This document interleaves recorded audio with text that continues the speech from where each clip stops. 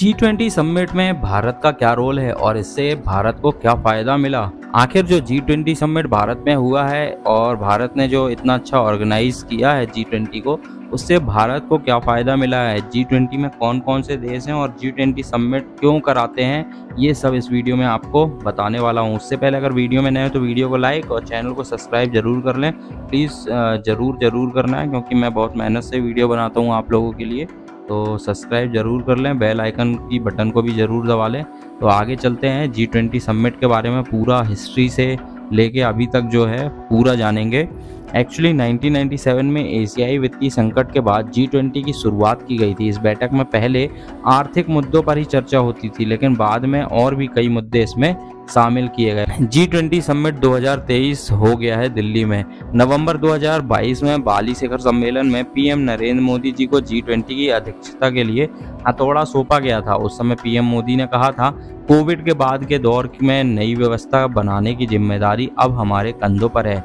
मैं आपको आश्वस्त करना चाहता हूं कि G20 की भारत की अध्यक्षता समावेशी, महत्वाकांक्षी, निर्णायक और सक्रियता भरी होगी। एक साथ मिलकर हम G20 को वैश्विक परिवर्तन का उत्प्रेरक बनाएंगे। अध्यक्षता सौंपे जाने के बाद से ही भारत तुरंत इसकी तैयारियों में लग गया था। भारत मंडपम जो भारत ने बनाया था, ये उनकी एक तैयारी में से एक था। 1 दिसंबर 2022 से देश भर में इससे जुड़े कार्यक्रम शुरू किए गए थे, जो 30 नवंबर 2023 तक जारी रहेंगे। यानी 9 और 10 सितंबर को दिल्ली में होने वाले G20 सम्मेलन के बाद भी भारत में इससे जुड़े कार्यक्रम चलते रहेंगे। G20 सम्मेलन में भारत की भूमिका बताने से पहले ये बताना जरूरी है कि आखिर G20 है क्या और इसकी शुरुआत कैसे हुई थी। तो क्या है G20? G20 यानी ग्रुप ऑफ 20। ये 20 देशों का एक समूह है। ये 20 देश साल में एक बार सम्मेलन के लिए इकट्ठा होते हैं और दुनिया भर में आर्थिक मुद्दों के साथ साथ जलवायु परिवर्तन, सतत विकास, स्वास्थ्य, कृषि, ऊर्जा, भ्रष्टाचार विरोध और पर्यावरण जैसे मुद्दों पर चर्चा करते हैं। जो देश इस सम्मेलन की अध्यक्षता करता है, उसका प्रमुख काम किसी विषय विशेष के प्रति सभी देशों के बीच आम सहमति बनाना होता है। G20 के सदस्य कौन कौन से देश हैं? G20 में 19 देश, Bharat, Argentina, Australia, Brazil, Canada, चीन, France, Germany, Indonesia, Italy, Japan, Korea, गणराज्य मैक्सिको, रूस, सऊदी अरब, दक्षिण अफ्रीका, तुर्की, यूनाइटेड किंगडम और संयुक्त राज्य अमेरिका और यूरोपीय संघ शामिल है। हर साल अध्यक्ष देश के कुछ देश और संगठनों को मेहमान के तौर पर भी आमंत्रित करता है। इस बार भारत ने Bangladesh, Egypt, Mauritius, Netherland, Nigeria, Oman, Singapore, Spain और सऊदी अरब अमीरात को मेहमान के तौर पर बुलाया है।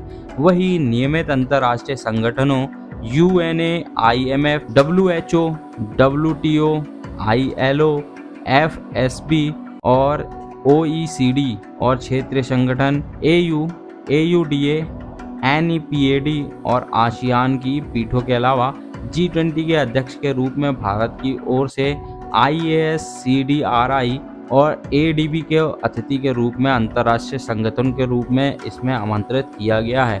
G20 में शामिल देशों का क्या प्रभाव होता है? G20 देश के सदस्य देश दुनिया की 60% आबादी की नुमाइंदगी करते हैं। इन देशों की पूरी दुनिया की GDP लगभग 85% और अंतर्राष्ट्रीय व्यापार 75% हिस्सेदारी होती है।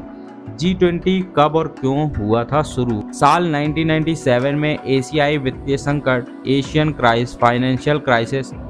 फाइनेंशियल क्राइसिस के बाद वित्त मंत्रियों और केंद्र बैंक के गवर्नरों के लिए वैश्विक आर्थिक और वित्तीय मुद्दों पर चर्चा करने के लिए एक मंच के रूप में G20 की शुरुआत की गई थी। शुरुआत में G20 का फोकस सिर्फ व्यापारिक आर्थिक मुद्दों पर था, लेकिन वक्त के साथ साथ इसके एजेंडे में व्यापार, सतत विकास, स्वास्थ्य, कृषि, ऊर्जा, पर्यावरण, जलवायु परिवर्तन और भ्रष्टाचार विरोध शामिल किया गया। साल 2007 में जब पूरी दुनिया आर्थिक मंदी की चपेट में आई तो इस समूह की अहमियत और बढ़ गई।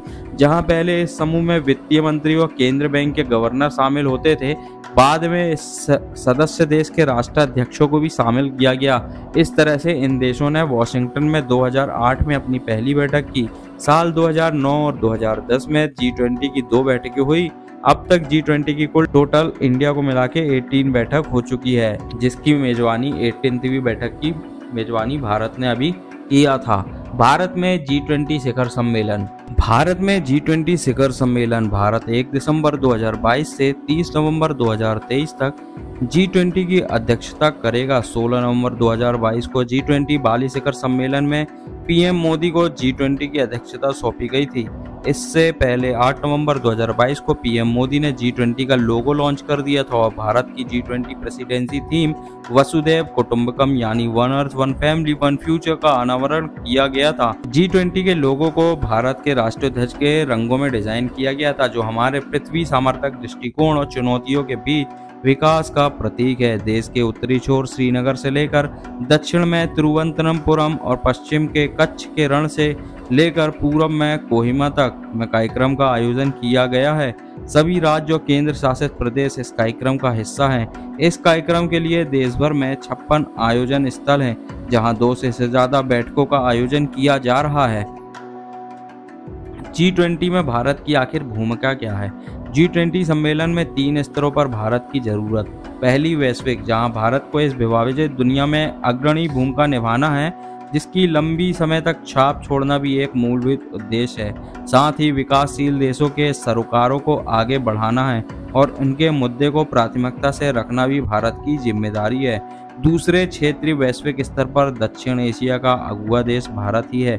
इस वजह से दक्षिण एशिया के बाकी देशों के हितों को जो G20 का हिस्सा नहीं है, उन्हें भी आगे बढ़ाने की जिम्मेदारी भारत की ही है। तीसरी, घरेलू, आज पूरी दुनिया में भारत का नाम का डंका बज रहा है। सिर्फ भारत को ही नहीं बल्कि पूरी दुनिया को ही भारत की जरूरत है। ऐसे में दुनिया भर में भारत की बढ़ती हैसियत को घरेलू माहौल में पुष्टि करना भी एक बड़ी जिम्मेदारी है। आखिर G20 में भारत जो मुद्दे हैं, किस पर जोर दिया था? तो भारत अपनी पूरी ताकत के साथ दुनिया के प्रमुख देशों का नेतृत्व तो कर ही रहा है। भारत को मौका मिला है कि वह प्रमुख वैश्विक मुद्दे पर आम सहमति बनाने और सामूहिक कार्रवाई के लिए जोर डालने की अगुवाई करे और साथ ही विकासशील देशों के एजेंडों को चैंपियन बनकर उभरे। सीधे शब्दों में कहा जाए तो यह वैश्विक मंच भारत के बढ़ते महत्व को दर्शाने की बड़ी महत्वपूर्ण भूमिका निभाएगा। इस सम्मेलन में चर्चा के दौरान कुछ क्षेत्र ऐसे हैं जहां भारत की अपनी कोशिशों पर ध्यान फोकस करने की उम्मीद है। तो इस जो G20 शिखर सम्मेलन हो रहा है, इसमें जो चर्चा होगी वो जलवायु संकट पर चर्चा होगी, वित्तीय विनिमय और आर्थिक विकास पर चर्चा होगी, डिजिटल फासले को कम करने के लिए चर्चा होगी। जैसे कि आप लोगों को पता है, दुनिया की आधी आबादी के पास डिजिटल सुविधाएं हैं ही नहीं। भारत डिजिटल अर्थव्यवस्था में एक बड़ा प्रमुख खिलाड़ी है। सम्मेलन में भारत से टेक्नोलॉजी और डिजिटल अर्थव्यवस्था के क्षेत्र में सदस्य देशों के बीच आर्थिक सहयोग पर जोर देने के लिए उम्मीद की गई है। भारत जैम, जिसे जन धन आधार मोबाइल के जरिए अपने समावेशी डिजिटल क्रांति की विशेषता का लाभ भी दूसरों को दे सकता है। UPI पेमेंट सिस्टम इसका एक बेहतरीन उदाहरण है। भारत को G20 से क्या फायदा होगा? भारत को आज़ाद हुए 76 ईयर से ज़्यादा हो चुके हैं। इस दौरान देश ने कई उपलब्धियां हासिल की हैं। आज हम कई देशों में टॉप 5 में हैं और कई में टॉप 3, तो कुछ जगहों पर टॉप पर भी हैं। इसके बावजूद भारत को विकासशील देशों में गिना जाता है। इसलिए G20 एक ऐसा फोरम है जहां भारत अपनी श्रेष्ठता को और बेहतर ढंग से बता सकता है। पीएम मोदी का भी लक्ष्य है कि जब देश आज़ादी के 100 साल मना रहा होगा, तब 2047 में भारत एक विकसित राष्ट्र होगा। दुनिया को बताने की जरूरत है कि भारत दुनिया का वैश्विक नेता बनने के लिए पूरी तरह तैयार है। भारत ने समय समय पर दिखाया है कि विकसित देश उन्नत संसाधनों के बावजूद वो मुकाम हासिल नहीं कर पाते हैं जो भारत अपने सीमित संसाधनों के साथ कर लेता है।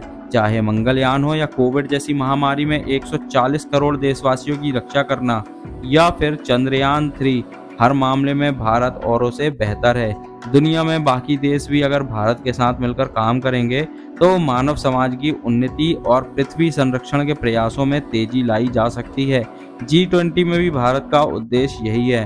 भारत का G20 अध्यक्षता थीम भी वसुधैव कुटुंबकम या एक पृथ्वी एक कुटुंब एक भविष्य है। तो आप G20 जो समिट भारत में हुआ है उसको लेकर क्या प्रतिक्रिया रखते हैं, कमेंट करके ज़रूर बताइए। चैनल पे नए हो तो चैनल को सब्सक्राइब, वीडियो को लाइक और शेयर ज़रूर करिए। मिलते हैं एक नए वीडियो में। धन्यवाद।